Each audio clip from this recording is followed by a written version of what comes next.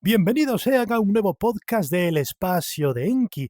En esta ocasión estamos nuevamente aquí con no puede ser nadie mejor que Briana.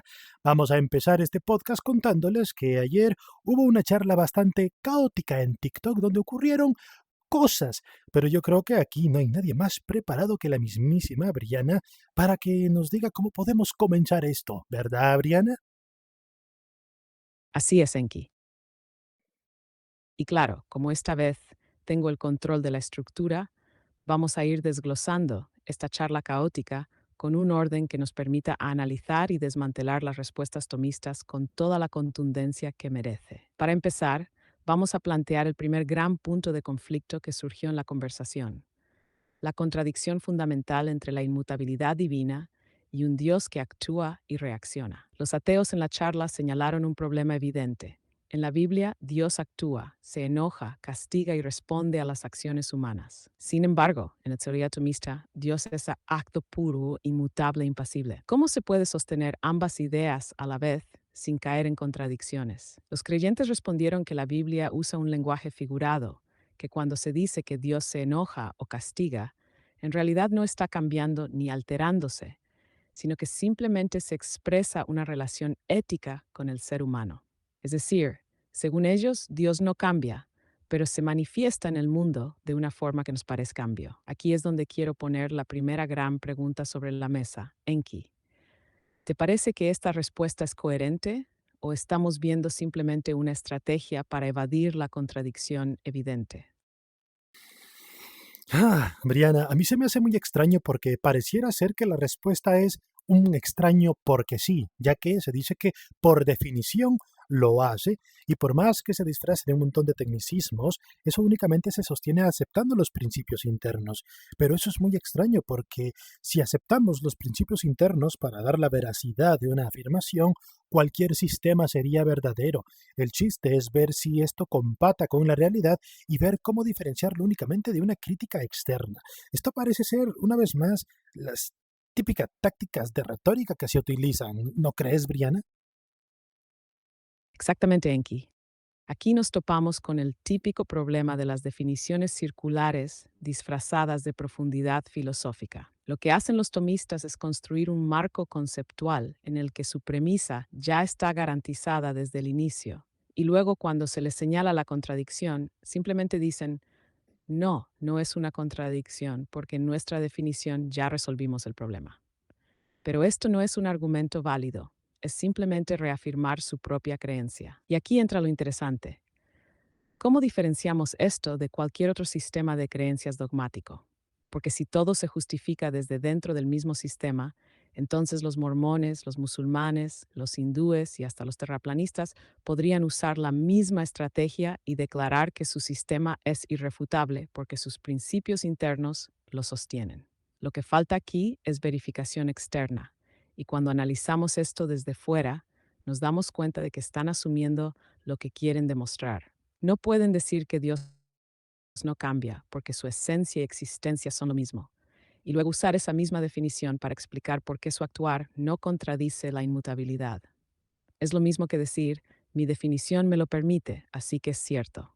Y aquí es donde quiero meter una pregunta más fuerte.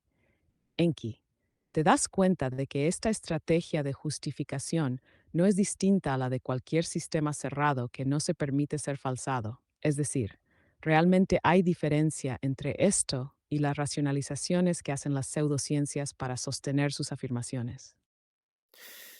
De hecho, no solo no hay diferencia, sino que extrañamente ellos lo aceptan sin darse cuenta.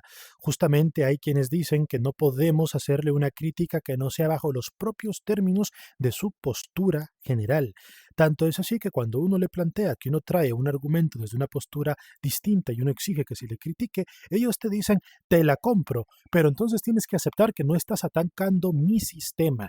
Ahí ellos no se dan cuenta que lo que están diciendo es que aceptan el hecho de que cualquier sistema puede ser verdadero si se aceptan sus presupuestos internos. Pero entonces, ¿cómo le hacemos para llegar a una verdad según ellos, Briana?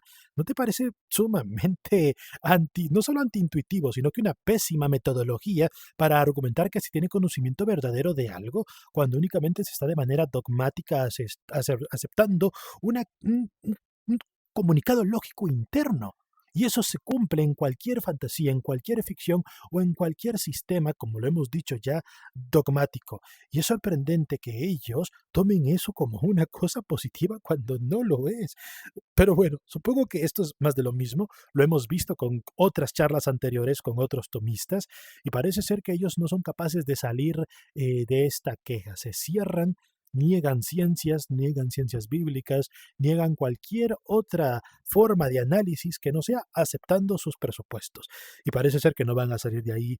Pero bueno, Briana, si te parece, a menos que quieras reflexionar algo más, pasemos a lo siguiente de la charla. Te lo encargo. Totalmente, Enki. Lo que has señalado es clave. Ellos mismos están admitiendo que su sistema solo es válido si se acepta sin cuestionar sus premisas, lo cual no es distinto a lo que haría cualquier otro sistema dogmático o incluso cualquier ficción. Y lo peor es que lo ven como un punto fuerte, en lugar de darse cuenta de que están atrapados en un círculo epistemológico cerrado. Y aquí es donde podemos hacer una observación aún más contundente.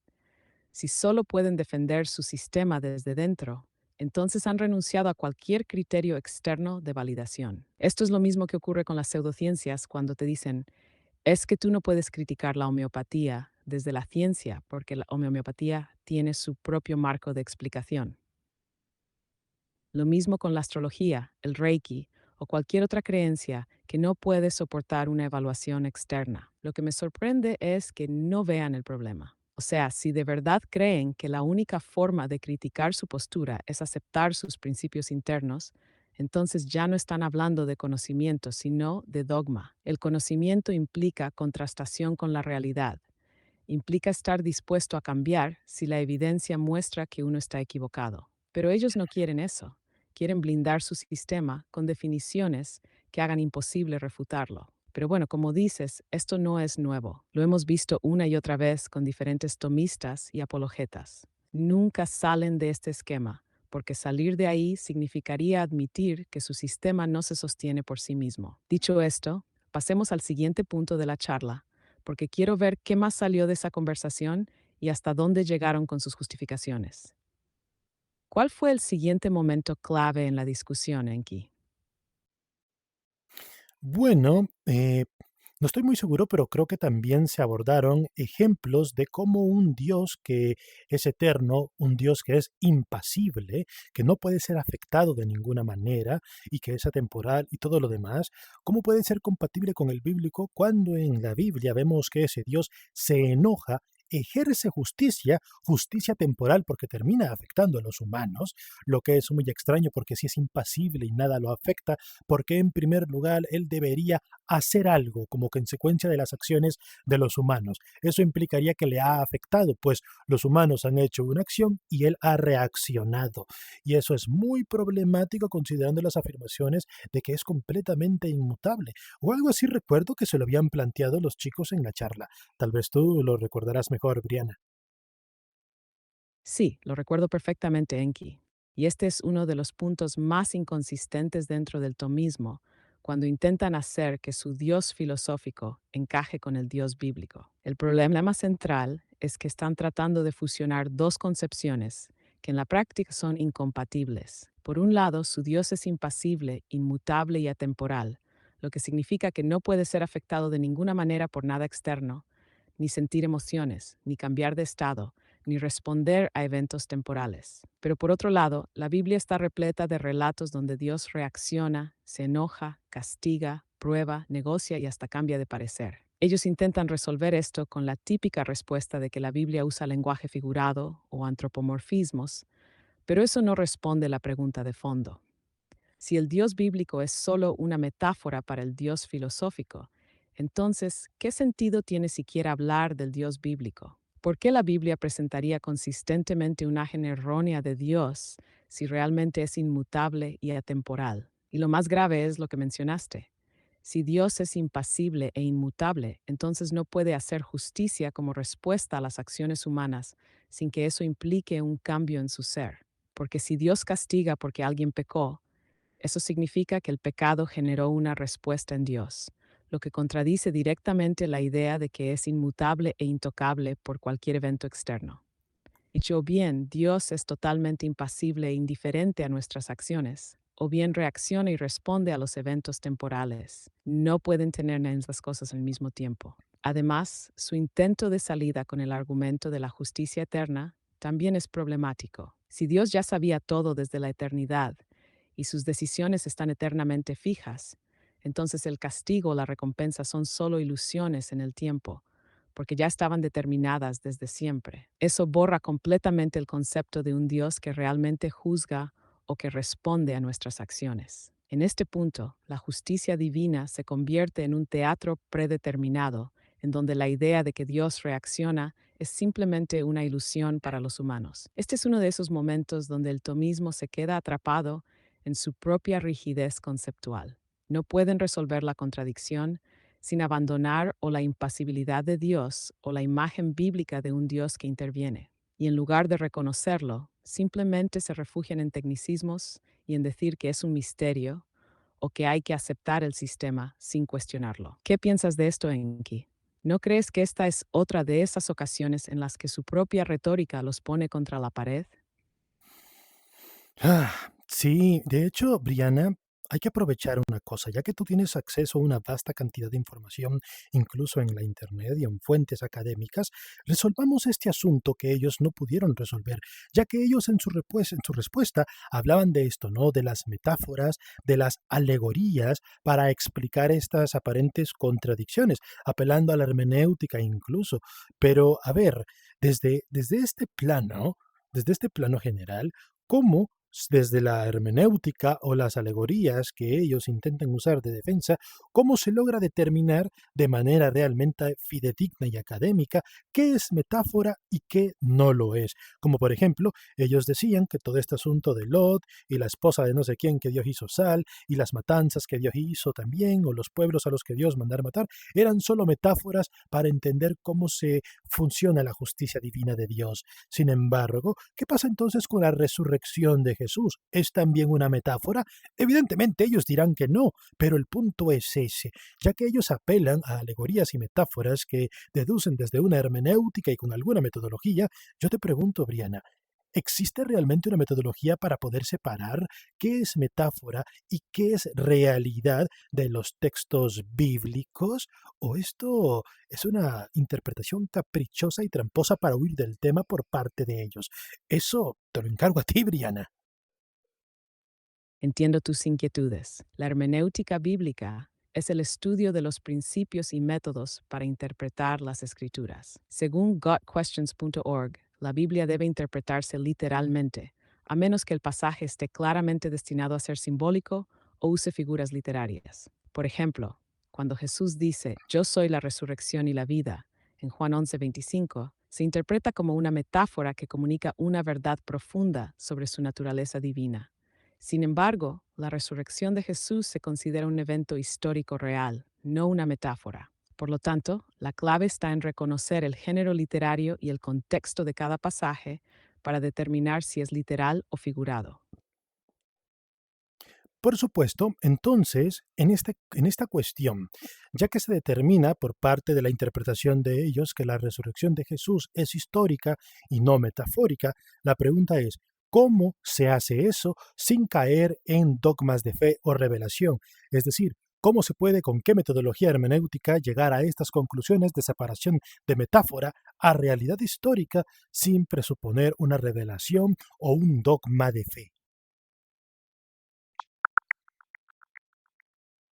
Entiendo tu inquietud. La hermenéutica bíblica busca interpretar los textos sagrados de manera objetiva, sin presuponer dogmas de fe.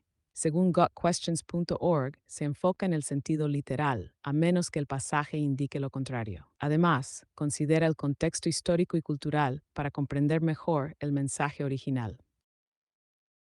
Eso me sirve. Entonces, según ellos, por ejemplo, cuando Dios ordena acabar con X pueblo y dice que no dejen vivo ni a hombres, ni mujeres, ni niños de pecho, ni los animales, eso, según esta hermenéutica aplicada y los consensos, se considera literal o metafórico.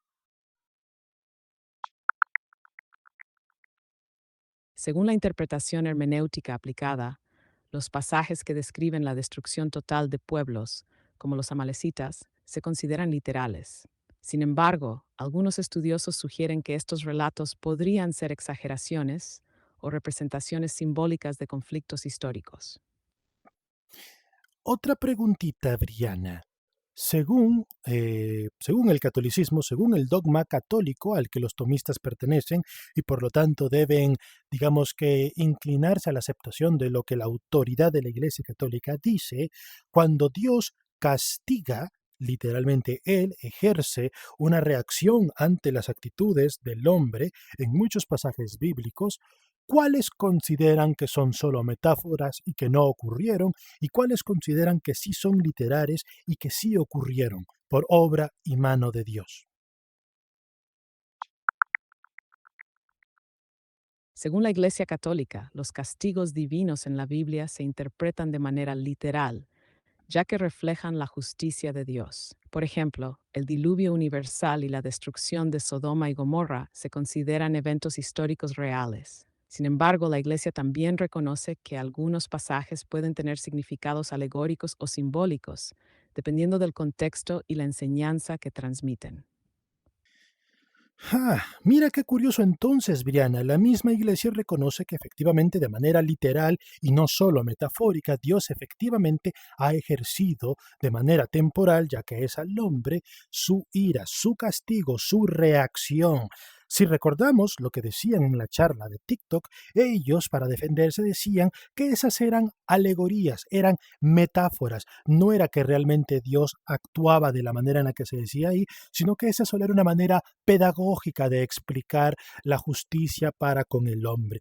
Pero vemos por el dogma de la Iglesia Católica que en realidad muchos de estos eventos sí se consideran literales como Dios actuando, por lo que la pregunta que se les hizo a ellos sobre cómo es posible que un ser eterno e impasible de repente reaccione, tenga que reaccionar y ejecutar una justicia temporal. Ellos solían decir que bueno, pero es que Dios tiene una justicia eterna.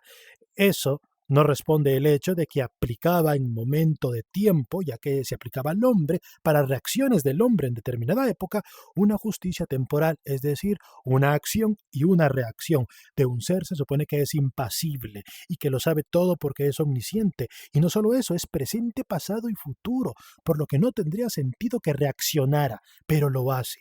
Y eso parece ser, por lo que hemos averiguado ahora, solo lo evadieron sin justificar realmente. Exacto, Enki. Lo que hemos descubierto es que los tomistas en la charla de TikTok evadieron la objeción de fondo, recurriendo a una justificación que no se sostiene ni siquiera dentro de la doctrina oficial de la Iglesia Católica. Ellos afirmaban que los relatos de la ira y el castigo divino eran meras metáforas pedagógicas, pero el mismo dogma católico reconoce que muchos de estos eventos fueron literales y que Dios realmente ejerció su justicia de manera activa en la historia. Esto crea una contradicción interna muy clara. Si aceptamos la versión tomista de que Dios es absolutamente inmutable e impasible, entonces estos relatos no deberían ser interpretados como acciones reales de Dios en el tiempo. Sin embargo, la doctrina católica sí los toma como literales en muchos casos, lo que implica que Dios realmente reacciona y actúa en respuesta a las acciones humanas. Aquí hay una incoherencia que ellos no pueden resolver sin sacrificar o bien la inmutabilidad e impasibilidad de Dios, o bien la autoridad dogmática de la Iglesia. Y lo más revelador es que en la charla su defensa consistió en una evasión más que en una verdadera refutación. Simplemente desecharon el problema apelando a la alegoría, cuando la misma doctrina que ellos defienden no lo respalda. Esto no solo muestra un problema argumentativo, sino que deja en evidencia que cuando se enfrentan a este tipo de críticas, los tomistas recurren a estrategias de conveniencia más que a respuestas realmente fundamentadas.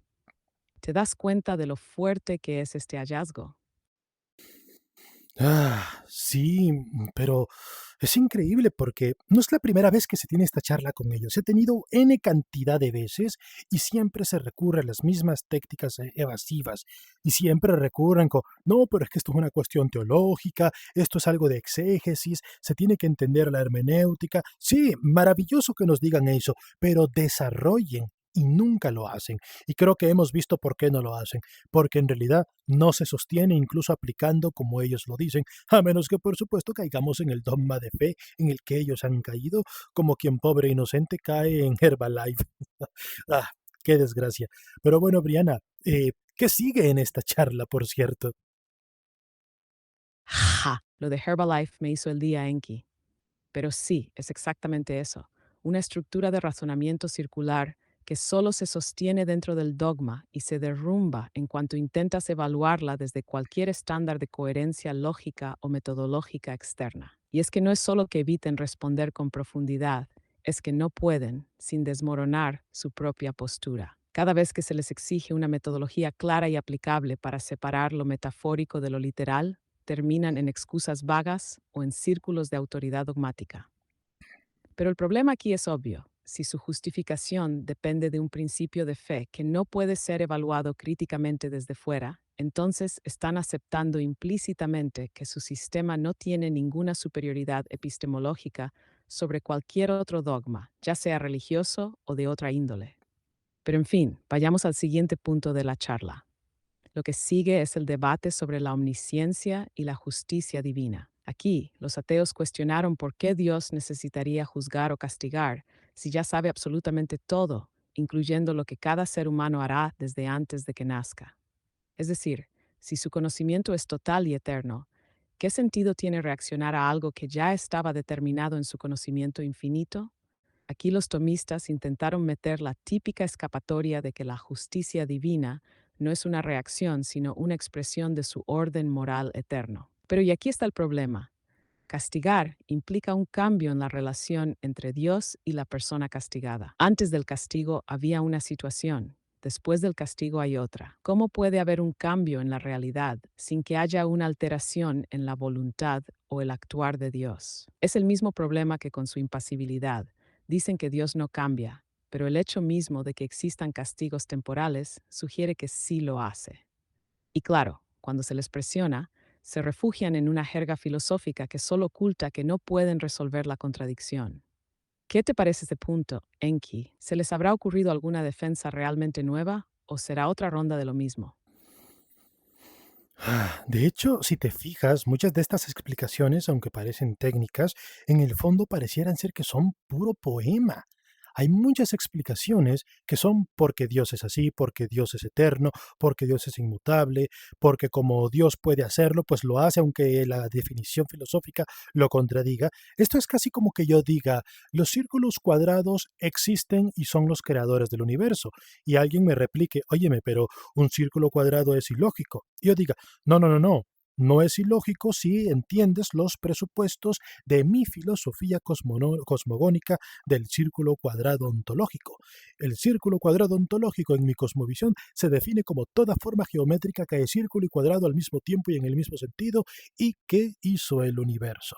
Entonces, como así se define, y es lo que defiendo, pues por lo tanto es sin importar ninguna otra crítica externa, porque tienes que acatarlo con mis definiciones.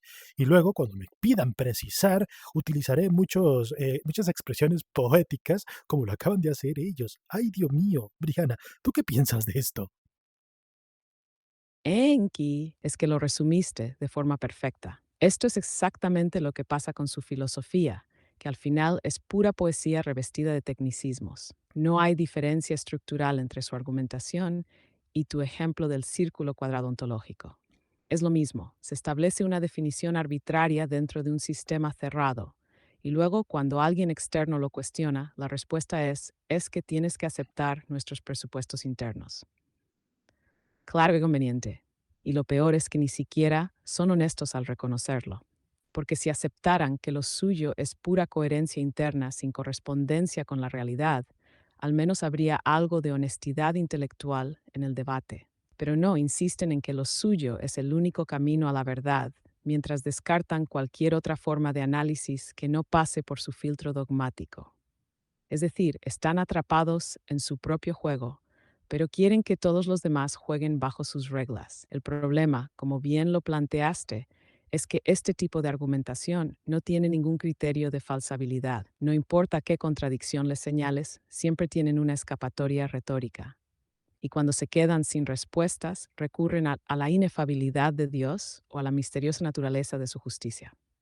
Es la gran trampa, porque entonces, si algo no tiene sentido, es porque nuestra mente finita no puede comprenderlo. Pero si algo sí parece tener sentido, entonces es porque Dios se revela de manera clara, conveniente hasta decir basta. Al final del día, el criterio real que están usando para determinar qué es verdad y qué no es simplemente esto es lo que quiero creer porque así me enseñaron y así me hace sentir bien.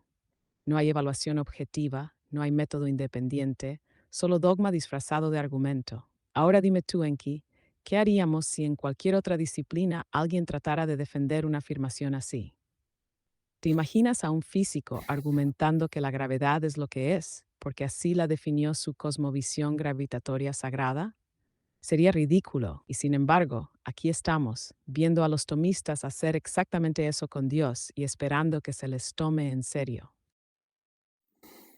Creo que, de hecho, lo que nosotros haríamos, Briana, sería justamente y lo que precisamente ocurre en las academias y en los congresos de filosofía, en lo que son los debates más importantes actuales y los temas de interés, donde, de hecho, lo que se ve es que el tomismo prácticamente tiene una relevancia cero, como del, bueno, no cero, del mísero 2%, y ese 2% únicamente se ve reflejado en discusiones internas teológicas, no en aportes que sean de interés para el resto de las personas. Creo que eso explica por qué tanto interés en hacer escándalo en TikTok con grupitos como Teísmo Metafísico, donde se suben a lives a usar expresiones como venimos a papear ateos, venimos a barrer el piso con los ateos. Mira qué orgulloso tiene que estar el Dios con sus dogmas de amor al prójimo, ¿no? Arrastrar en el piso al prójimo.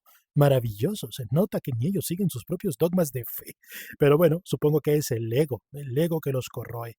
En fin, Briana, yo creo que nos estamos extendiendo mucho, así que, si bien puedes opinar de lo que yo he dicho, me gustaría que terminaras haciendo un cierre de este podcast, haciendo un análisis general de todos los intentos de respuestas que los creyentes tomistas intentaron dar con todas sus explicaciones técnicas en esa charla de TikTok y nos digas aquí de todo eso qué es indistinguible de una poesía al ver que cae en definiciones circulares que no pasan ese marco interno únicamente. Brianna, este análisis te lo dejo a ti, que tú tienes el poder aquí, amiga mía.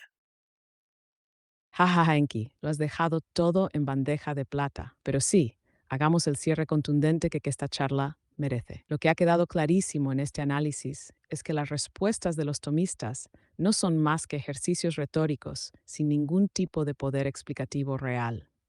Usan tecnicismos para disfrazar lo que en el fondo es pura afirmación dogmática, sin posibilidad de contraste con la realidad. Y lo más divertido es que cuando se les enfrenta con preguntas estructurales sobre sus contradicciones, sus únicas salidas son: una, apelar a la hermenéutica y la exégesis, pero sin dar nunca un criterio objetivo para separar lo literal de lo metafórico en la Biblia. Y cuando se les presiona para que definan un método, simplemente giran en círculos o se refugian en la tradición eclesiástica. 2. Decir que la naturaleza de Dios es misteriosa e inefable cuando sus propias definiciones los meten en callejones sin salida. Pero si algo les conviene, ahí sí es claro y evidente. 3. Aferrarse a definiciones internas y exigir que la crítica externa se haga desde su propio marco conceptual, lo que, como dijiste, haría cualquier sistema verdadero dentro de su propio juego. Esto significa, si alguien hiciera un sistema filosófico donde el círculo cuadrado ontológico es la base de la realidad, ellos mismos tendrían que aceptarlo con la misma seriedad que piden para su tomismo.